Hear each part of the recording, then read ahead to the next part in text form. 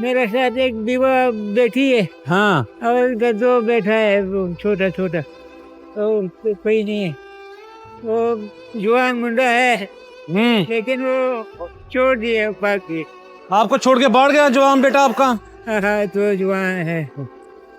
ایمانداری بھی بہت بڑی چیز ہوتی ہے. میں بابا جی کو شوز دینے کے لیے رکا تھا، کہتے ہیں بیٹا میرے پاس شوز بھی ہیں، میرے پاس جیکٹ بھی ہے، مجھے نہیں چاہیے. بس کہتے ہیں طبیعت ٹھیک نہیں رہتی، کوئی کمانے والا نہیں. یہ ڈیوٹی، یہ کام بہت سخت ہے، یہ اب نہیں مجھ سے ہوتا. ان کو کمر میں درد رہتا ہے. انشاءاللہ کوشش کریں گے ان کے لیے نہ کوئی روزگار بنانے کے لیے، جو کھڑے ہو کے سکون کے تالیاں بیٹھ کے ہیڈ کے اوپر یہ کاروبار کر سکیں.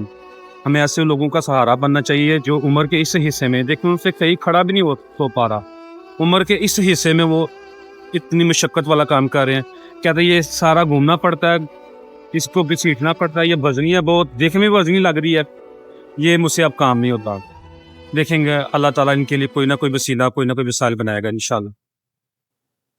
آپ اور کیا کر سکتے ہیں؟ نہیں بزرگوں نہیں رونا نہیں. کیا کرے گا، امتحان ہے.